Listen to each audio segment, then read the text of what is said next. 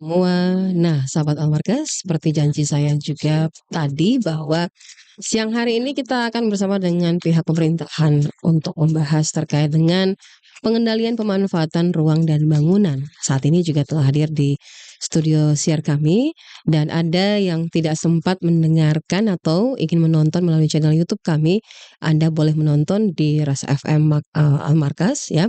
Ras FM untuk menonton channel YouTube kami, siaran kami di sana dan juga melalui 99,6 FM Radio Almarkas.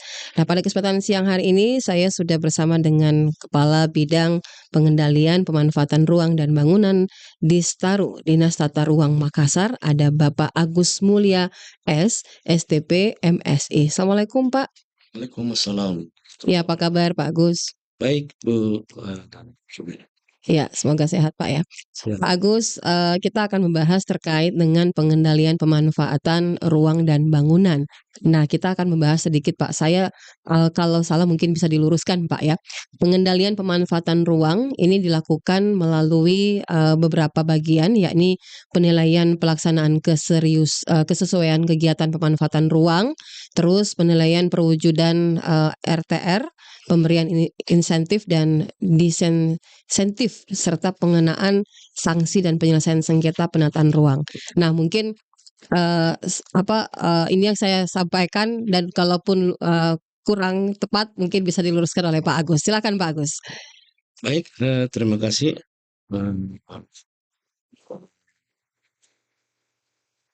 Aturan yang mungkin kita laksanakan selama ini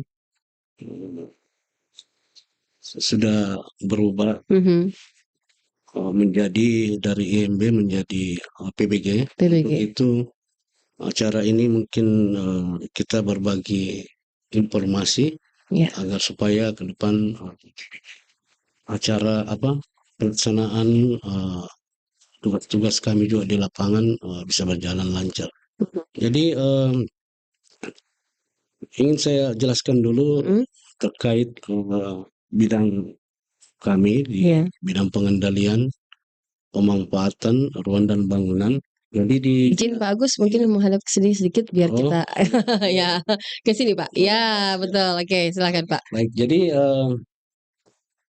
di bidang pengendalian itu kan di Dinas Tata Ruang itu ada 4 bidang. Jadi pertama itu bidang perencanaan, bidang pemanfaatan, tata bangunan, dan kami sendiri itu bidang pengendalian dan pemanfaatan ruang dan bangunan. Jadi saya jelaskan sedikit mengenai bidang kami. Jadi bidang kami lebih fokus kepada memantau, memastikan, mengawasi dan mengevaluasi terkait rencana tata ruang sebagai implementasi dari aturan yang diberlakukan saat ini yaitu PBG. Jadi tugas kami adalah memastikan bahwa setiap pemohon ataupun warga masyarakat yang ingin membangun atau mendirikan bangunan itu harus melalui prosedur yang baru. Kan tetapi mungkin ini menjadi suatu kendala bagi kita. Dan yang baru ini masih banyak masyarakat kita yang belum memahami. Persepsi mereka itu selalu dengan kata-kata IMB. Sehingga aturannya pun mereka yakini bahwa aturan yang dipakai masih yang seperti dulu. Akan tetapi sudah jauh berubah dan mungkin ini menjadi suatu kendala juga bagi sebagian masyarakat. Iya. Nah, Pak, kalau kami ingin ketahui bahwa perencanaan satu bangunan ini kan sekarang kan agak berbeda aturannya. Seperti yang Bapak katakan tadi bahwa dari IMB ke PPG ya Pak ya? PBG. PBG. Nah, ini Pak, kalau mungkin bisa disampaikan kepada pendengar kita bahwa apakah perbedaan dari IMB dengan PBG ini Pak? Karena belum terlalu tersosialisasikan secara masif kepada pendengar kita maupun masyarakat secara luas. Silahkan Pak. Perbedaan dasarnya ya, kalau dulu IMB itu izin mendirikan. Mungkin Pak bisa agak ke depan sedikit. Ya, mohon maaf Pak ya. Baik, saya jelaskan di sini. Ya. Kalau sudah mendukung bangunan, jadi sekarang adalah persetujuan bangunan kedua. Ya. Jadi bedanya sangat jelas juga dan terkait prosedur dan regulasinya juga berbeda. Nah, perbedaan besar juga bahwa di PBG sekarang mungkin ada proses-proses tahapan yang harus dilalui oleh pemohon. Yang pertama bisa saya jelaskan juga bahwa yang pertama itu adalah bangunan sekarang itu kalau kita mau membangun harus terlebih dahulu kita pakai konsultan. Nah ini Pak. Konsultan. Ya. Jadi konsultannya itu akan menghitung baik itu dari segi fungsi dan peruntukannya. Jadi hitung-hitungannya juga ya tergantung juga dari luas bangunan tersebut dan tipe bangunan yang akan dimohonkan. Yeah. Dan sebenarnya PBG ini bagi masyarakat ini masih awam dan mungkin masih kurang tersosialisasi dengan baik. Yeah. Karena ini baru di launching kemarin di bulan Maret. Yeah. Sehingga tugas kami di pemerintah kota, khususnya Dinas Penataan Ruang adalah bagaimana memberikan edukasi pada masyarakat untuk menjelaskan terkait dengan regulasi dan aturan-aturan yang kita jalankan. Karena banyak sekarang masyarakat selalu misalnya contoh kecil saja ini Bu, kami melakukan pengawasan di bawah. Setelah kami menegur, kami mau minta untuk menunjukkan dokumen-dokumen kelengkapan ya. Bangunan. Jadi kadang dia memperlihatkan dokumennya berupa IMB. IMB sekarang misalnya rumah tinggal. Tapi pada pelaksanaan di lapangan kadang dia sudah ada fungsi menjadi misalnya kafe atau jenis usaha yang lain, ataupun dia menambah gedung bangunan. Jadi sistem PBG ini kan kalau kita merubah bangunan harus mengurus ulang atau IMB yang lama itu sudah berlaku lagi. Kadang menjadi polemik di masyarakat karena yang diyakini bahwa kami sudah mengurus IMB, sudah ada IMB. Masalah regulasi dan aturan yang baru ini belum mereka pahami. Jadi kita juga ini baru ya tugas kita sebagai masyarakat pemerintah aspek masyarakat. Iya, Pak, ini kan kalau dari EMB ke PBG ini kan, pada saat launching di bulan Maret kemarin memang belum tersosialisasikan dengan baik. Tetapi pihak pemerintah juga dalam hal ini di Staru juga pasti punya, punya, waktu bahwa tersosialisasi tidak harus tersosialisasi terus, Pak, karena pembangunan itu berjalan terus. Apalagi masyarakat secara ya kalau kita lihat bukan pergerakan masif tapi hampir terlihat bahwa banyak sekarang ini bangunan beralih fungsi.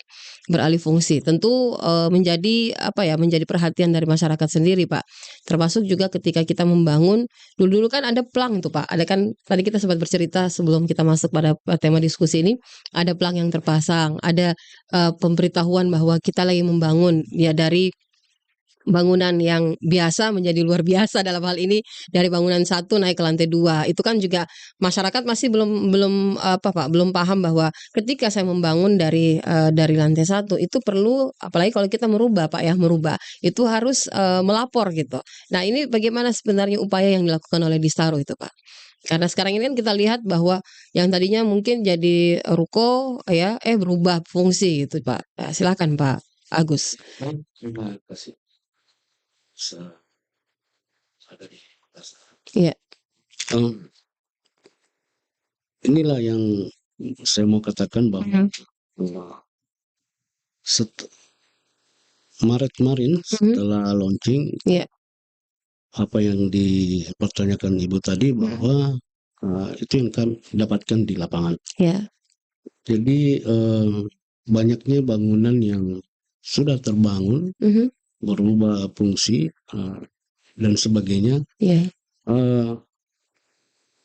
Ini menjadi suatu tantangan tersendiri bagi kami petugas di lapangan karena di bidang kami itu petugas kami itu hanya 60 orang yang mengawasi 14 kecamatan ini. 15. Di luar. Oh, di luar dari pulau ya. Di dalam Kota Makassar. Nah, kendalanya sekarang adalah pada saat launching kemarin, kan dulu banyak yang membangun di 2023. Kadang dia bangunannya dicicil. Dan itu juga kami tidak bisa mempersalahkan karena aturan yang baru ini tiba-tiba juga diberlakukan. Banyak juga pertanyaan dari berbagai kalangan bahwa sesuai Perwali 25 tahun 2014 kan harusnya urus izin dulu baru bisa membangun. Tapi karena kita juga lihat dari sisi kemanusiaan bahwa ini dianggap keterlanjuran.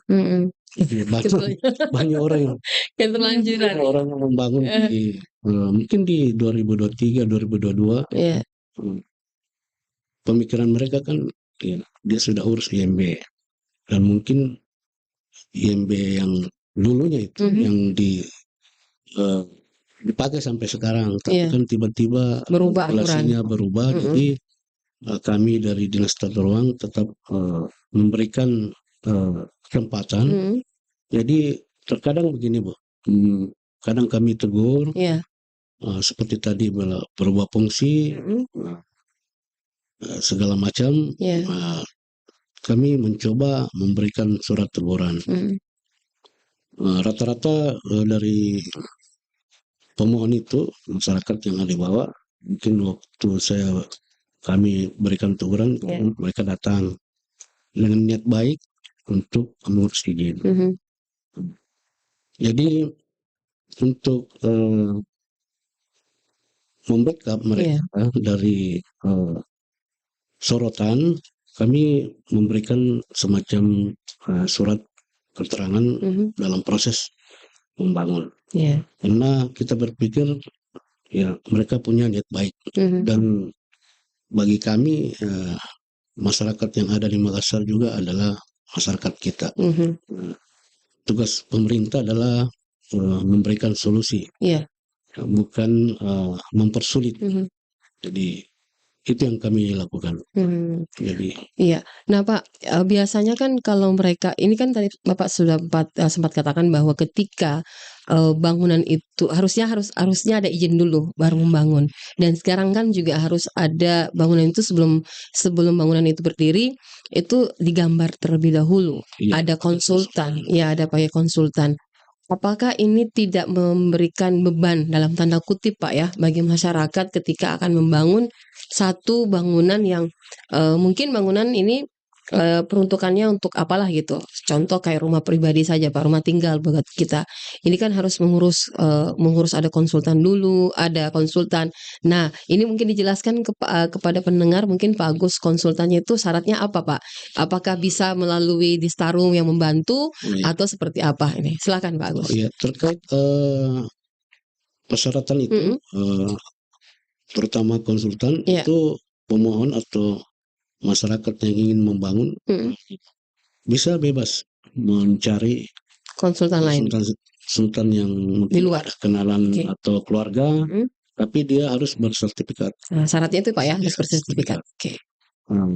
Kalau misalnya pemohon atau masyarakat yang bingung untuk mencari konsultan, Iya. kami juga di Dinas Tata Ruang menyiapkan itu. Menyiapkan. Jadi kami juga kerjasama dengan beberapa konsultan untuk memfasilitasi warga masyarakat yang ingin membuat izin atau mengurus izin.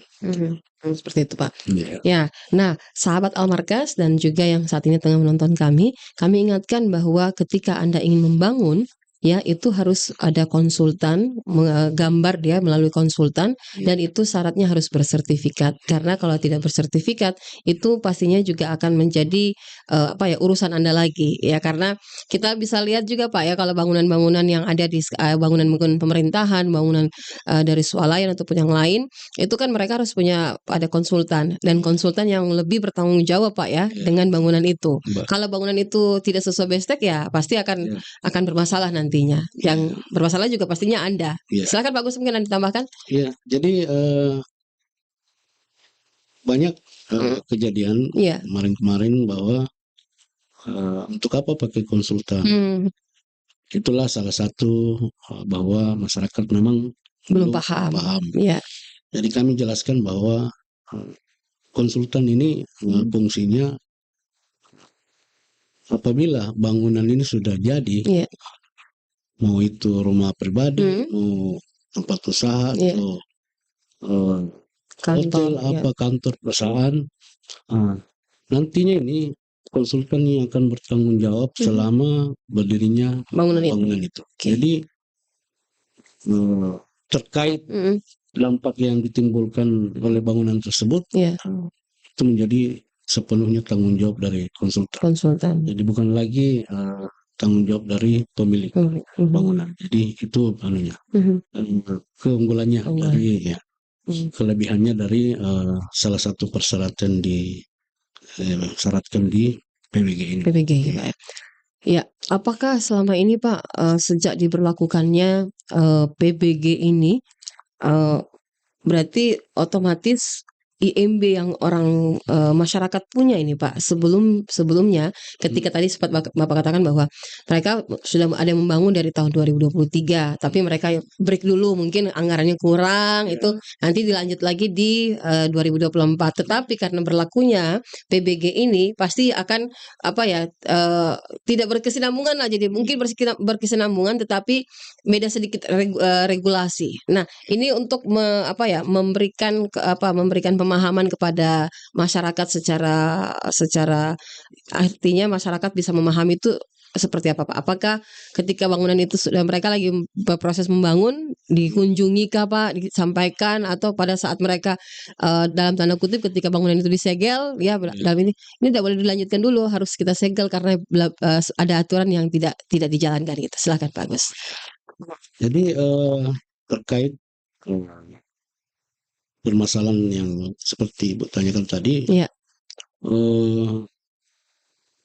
kami dari bidang pengawasan, jadi terkait regulasi menuju PBG itu kan ditangani oleh bidang tata bangunan. Tata bangunan, ya. Jadi kami di lapangan hanya memantau, mengawasi dan mengevaluasi. Terus mengarahkan untuk mengurus izin. Terkait pelanggaran, saya informasikan bahwa yang kami lakukan adalah memberikan surat teguran pertama ketika ada suatu bangunan yang tidak berizin. Iya. Setelah 2 hari kemudian baru kita layangkan lagi surat teguran kedua apabila pemilik bangunan atau perusahaan dan lain-lain tidak mengindahkan surat teguran kami. Iya. Setelah itu ada surat teguran ketiga langsung diadakan penyegelan. Penyegelan. Jadi prosesnya ada 3 kali, Pak, ya? 3 kali. Oke. Dalam waktu 7 hari setelah penyegelan, pemohon ataupun perusahaan dan lain sebagainya yang berkaitan dengan izin ini tidak mengindahkan ataupun tidak ada itikat baik, maka sesuai aturan yang berlaku kita adakan pembongkaran. Tentunya dengan melibatkan satuan tugas pengawasan yang ada di Satgas di pemerintah kota Makassar. Ya, Pak, kalau saya boleh tanyakan ini Pak juga, dengan diberlakukannya PBG ini secara pelan-pelan itu terus berjalan, dan seperti apa sebenarnya model yang dilakukan oleh pihak terkait Pak, dalam hal ini dinas Bapak sendiri? Jadi kami selalu berupaya untuk memberikan pemahaman pada masyarakat, tentunya juga melibatkan bantuan dari pihak-pihak kelurahan, kecamatan. Kami biasa juga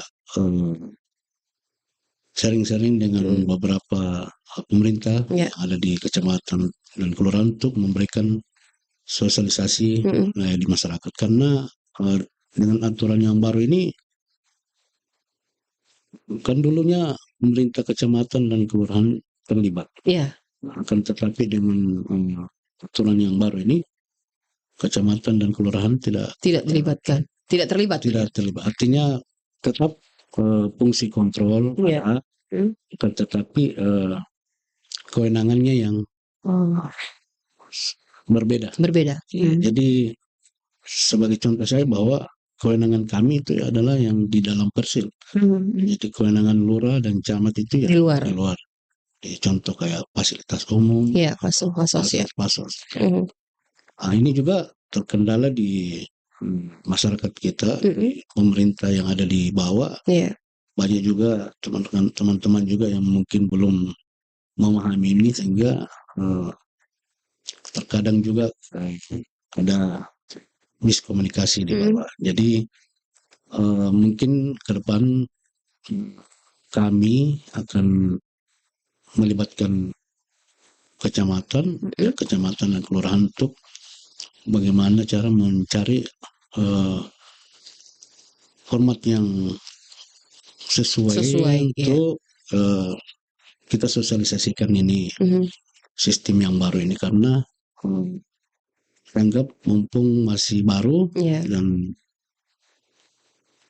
artinya kedepannya juga kita bisa kendalikan dengan baik, karena kalau masyarakat tidak memahami sistem ini, maka ya yang terjadi adalah membangun saja tanpa tidak bisa juga kita persalahkan, mungkin karena mereka tidak tahu atau tidak memahami.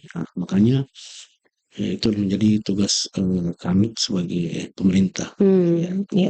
Nah Pak, seperti apa sebenarnya pemanfaatan ruang agar mewujudkan tata ruang yang ideal sebenarnya? Kan kalau lihat dari bidang Bapak sendiri kan pemanfaatan ruang. Nah kalau kadang-kadang kan ruang itu wilayah-wilayah kita yang ada di Kota Makassar ini peruntukannya agak berbeda gitu Pak. Silakan. Jadi betul sekali Bu.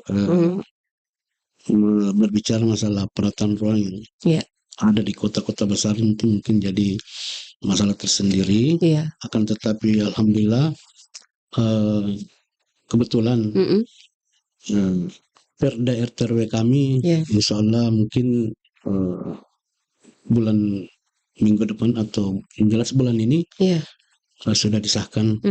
Karena Perda RT/RW ini adalah berfungsi itu tadi seperti Ibu tanyakan, bahwa itu akan menjelaskan bahwa setelah disahkan Perda RT/RW ini, maka pembagian zonasi terkait fungsi bangunan dan lain-lain itu sudah akan diatur dengan baik sesuai fungsi dan manfaatnya. Jadi insya Allah kita juga bersyukur bahwa Perda RT/RW ini segera disahkan. Karena kebetulan juga besok kami dari semua pejabat di Dinas Tata Ruang untuk berangkat ke Jakarta bersama Pak Wali Kota Makassar untuk menandatangani itu.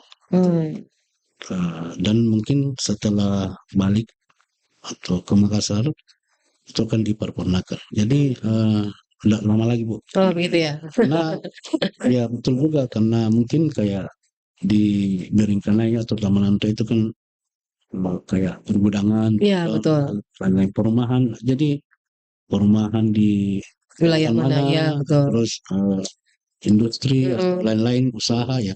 Jadi saya kira kalau Perda RT/RW ini sudah disahkan, mungkin ini sejalan dengan aturan yang baru. Jadi kita akan jalankan secara bersamaan sebelum ini menjadi, artinya sesuai bilang saya, sebelum ini tidak terkendali.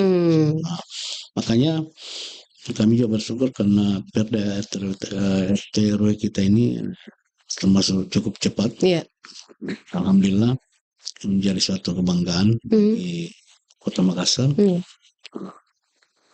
Tujuannya adalah untuk mengatur tata penataan ruang yang ada di Makassar serta manfaat dan serta fungsinya, Bu. Iya, saya ingat Pak di tahun 2000, saya flashback Pak ya, mundur ke belakang ini sekitar 2005-2008 kalau tidak salah, itu kan pergudangan sebenarnya sudah dipindahkan sejak sejak 2008 kalau tidak salah, itu dipindahkan di area pergudangan, memang di daerah Kima. Tetapi kan kita lihat masih ada aktivitas pergudangan yang terjadi di Kota Makassar. Nah, mudah-mudahan dengan adanya regulasi yang sesegera mungkin ini akan ditandatangani Perda RT/RW, itu bisa memberikan salah satu gambaran bahwa Kota Makassar tertata dalam hal karena adanya Perda, Pak. Kalau kita lihat kan memang sebenarnya pembangunan kita ini kan tidak kelihatan di mana sih sebenarnya perumahan, di mana kawasan hijau, di mana wilayah untuk wilayah perumahan yang memang betul-betul perumahan, di mana wilayah pergudangan. Karena sampai hari ini memang kita lihat Pak, masih banyak aktivitas pergudangan di Kota Makassar, bongkar muat yang sebenarnya sudah tidak bisa lagi tetapi masih ada gitu ya. Mudah-mudahan ini bisa menjadi salah satu acuan Pak ya.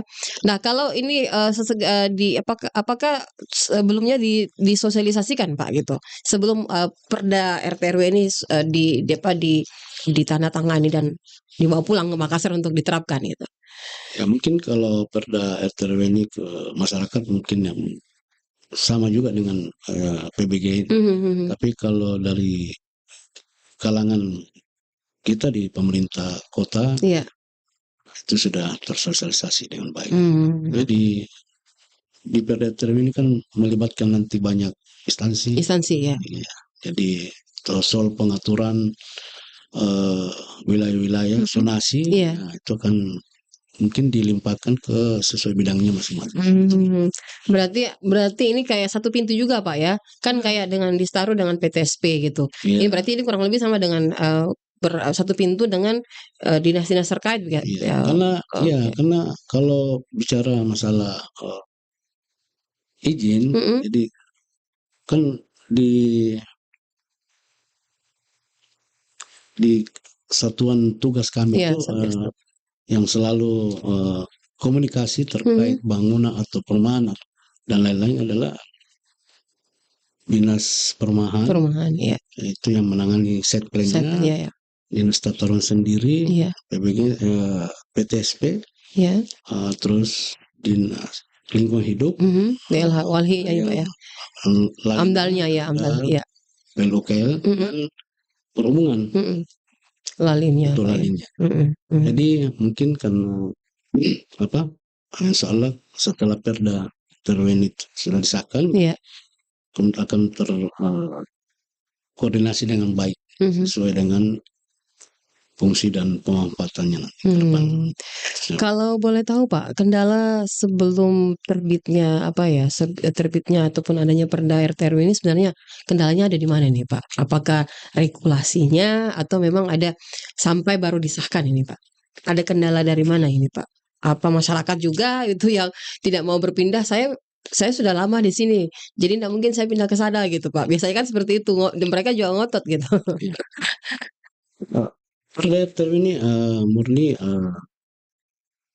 usulan ataupun keinginan dari pemerintah kota, khususnya Pak Wali Kota Makassar, di mana kita tahu bersama bahwa Makassar ini seolah akan menuju kota dunia.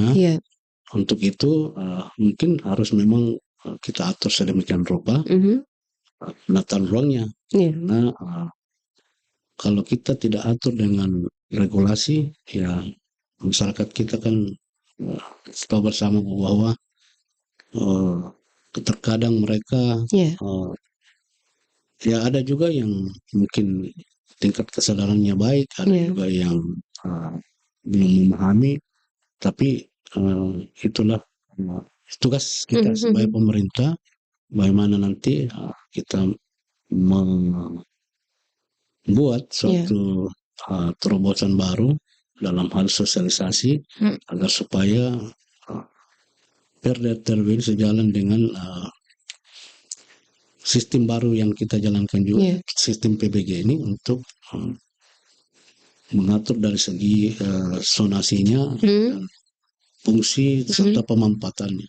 Jadi saya selaku bidang pengendalian dan pemanfaatan ruang dan bangunan mungkin akan lebih mudah nantinya dalam menjalankan tugas-tugas kami. Jadi yang lalu-lalu kan belum jelas pembagian yang seperti Ibu tanyakan tadi, bahwa terkadang gudang diperuntukkan di wilayah kayak Miringkanaya, daerah industri, Ramalat, Ramalandre. Tapi terkadang juga ada yang bangun di wilayah lain.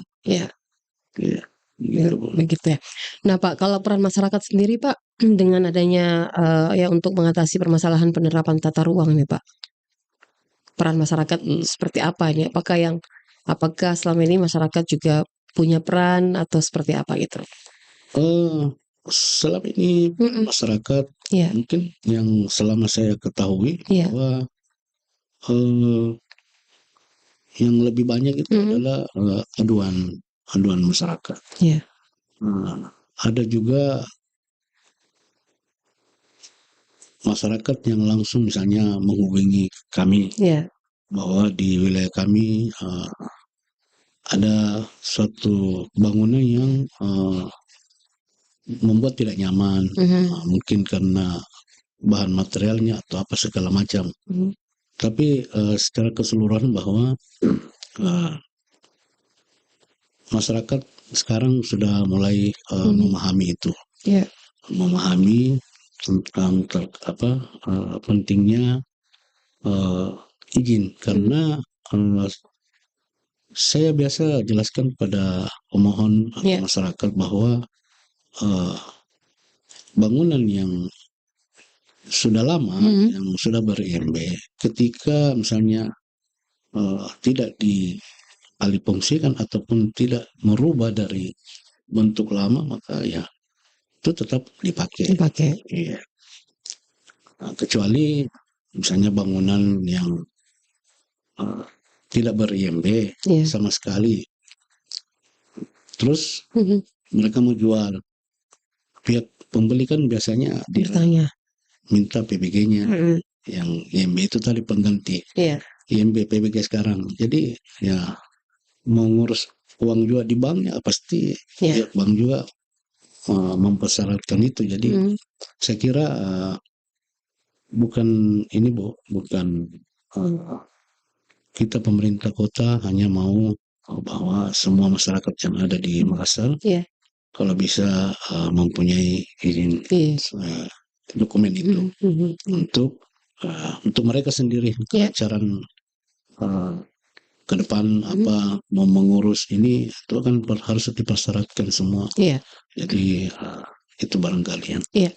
Yang paling banyak kendala Pak di sini di dalam pengurusan itu apa Pak? Kendala yang biasanya paling banyak dirasakan oleh masyarakat pada saat pengurusan gitu Pak. Sebelum adanya dari ini diproses dari IMB ke PBG gitu Pak.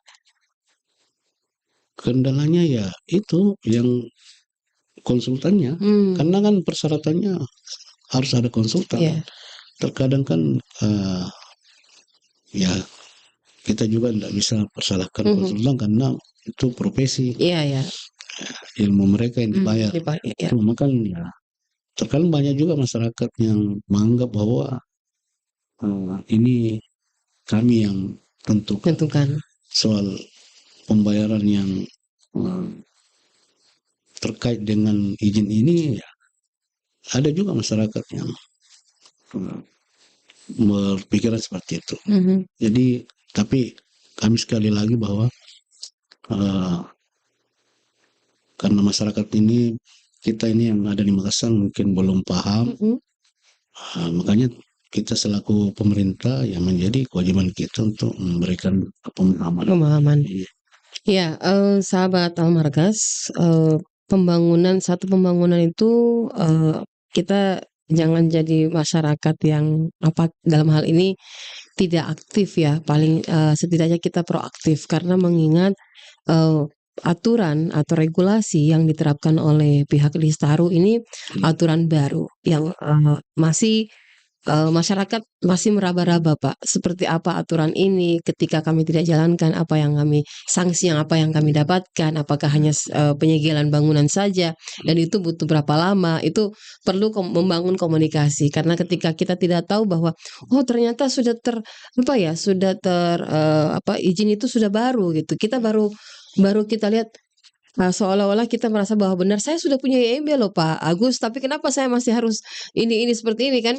Ada aturan, ternyata di situ ada regulasi yang kita tidak melakukannya. Nah, melalui inilah yang saya dengar juga kabar bahwa melalui PBG ini tidak ada lagi calo-calo Pak, tidak ada lagi ya. Ini lebih membuka ruang transparan dengan diberlakukan PBG. Bukan begitu Pak Agus? Iya betul.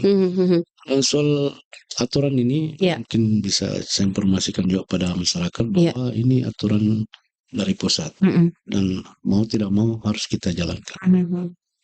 Terkait yang calo-calo tadi betul sekali bahwa di sistem baru ini di PBG mungkin dulunya waktu IMB masih tapi sekarang dengan sistem PBG ini, kenapa saya katakan transparan kan? Data-data yang dipakai di PBG itu adalah data pemohon. Ada KTP, apa segala macam. Jadi itu mungkin yang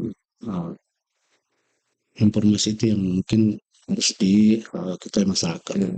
Itu biasanya Pak, pengurusan atau prosesnya itu berapa lama itu Pak Agus? Kalau untuk dengan sistem baru yang sekarang diterapkan di Staru Pak?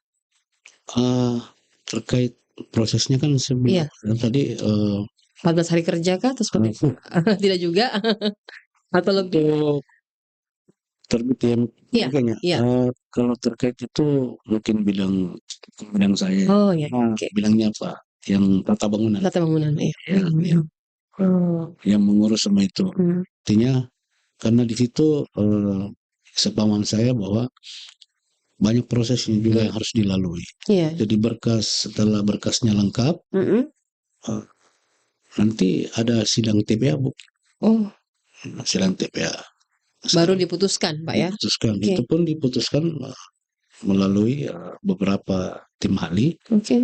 Dan yang menghadiri sidang tersebut adalah seperti tadi yang saya katakan tanggung jawabnya konsultan. Mengenai terbit atau tidaknya ya tergantung nanti penilaian dari sidang TPA-nya.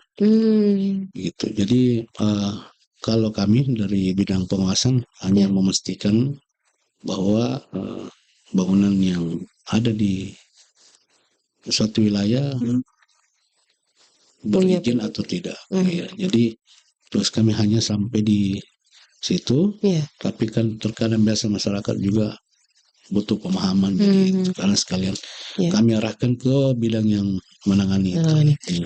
Pak, sanksi Pak kira-kira ketika masyarakat tidak mengikuti, kan biasanya tuh mereka berpikir gampang sih, nanti di belakang diurus, atau ada pihak datang tegur kita baru kita pergi urus gitu, padahal sudah berproses ini Pak, sudah bangunan sudah setengah jadi gitu. Terus kira-kira apakah langsung disegel atau diberikan dulu, ya tadi kan Bapak katakan ada proses surat cinta nih, surat cinta, surat pemberitahuan kurang lebih 3 kali, tetapi ketika bangunan itu kan kadang-kadang ada masyarakat tuh kepala batu Pak, dalam tanda kutip, ketika mereka saya sudah membangun terlanjur biarkan bisa aja gitu, bagaimana itu Pak Agus?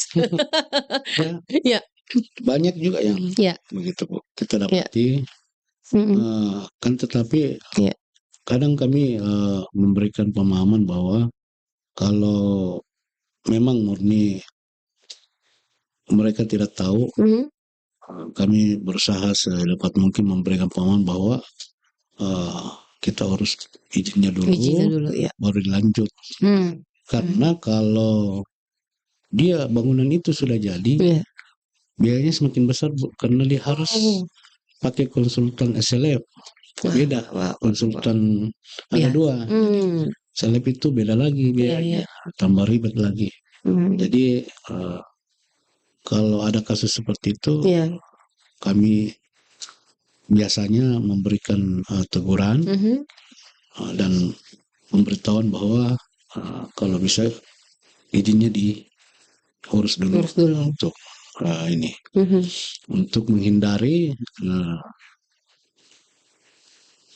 kami mengadakan penyegelan kalau misalnya yang punya bangunan atau masyarakat tidak ada itikat baik untuk mengurus izin. Biasanya berapa lama itu Pak? Biasanya penyegelan itu bisa berbulan-bulan kah? Atau cuma per hari, hitungan hari gitu Pak Agus? Setelah penyegelan, misalnya hari ini kita terselesaikan segel, kami beri waktu 7 hari. 7 hari Pak ya?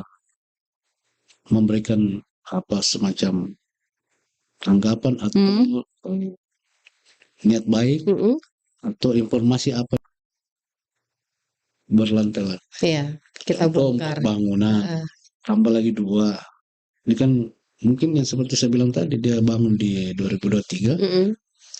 Lanjut di 2004. Karena sekarang kita mau bongkar yang 2 lantainya kan nggak mungkin. Itu nanti setelah Perda RTRW ini disahkan. Bangunan-bangunan yang terlanjur, yang seperti saya katakan tadi, bahwa yang kadang yang 4 lantai jadi 2, tambah 2 lagi, jadi 4 lantai terus dari 2. Kan nggak mungkin dibongkar. Kalau aturan sih dibongkar. Cuma Perda RTRW ini nanti akan menjelaskan, ada juga nanti regulasinya terkait yang kasus seperti itu.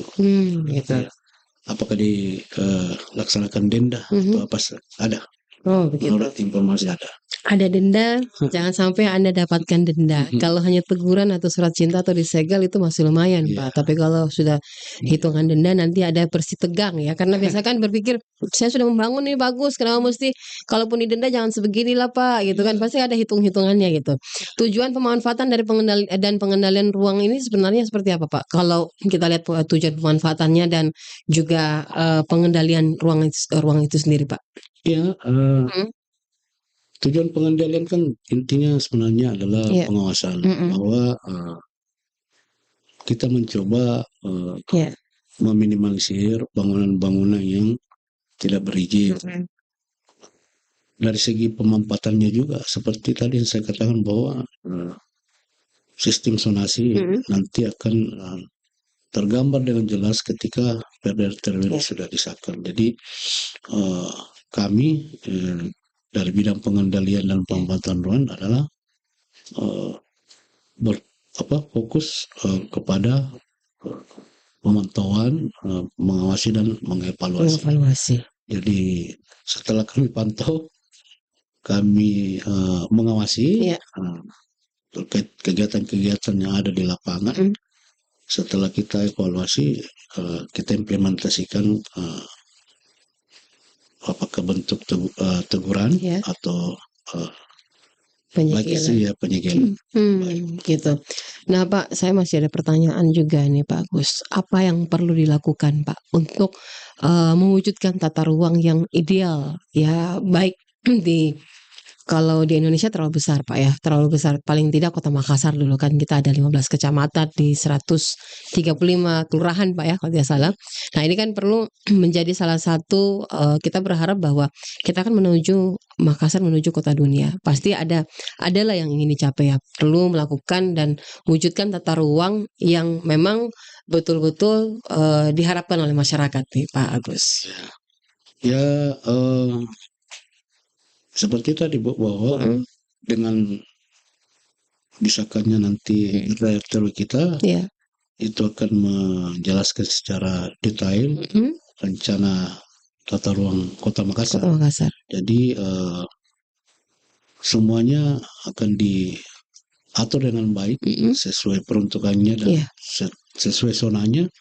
Dan ya karena ini mungkin awal dari kita untuk menata Kota Makassar ini lebih baik ke depan melalui regulasi yang ada.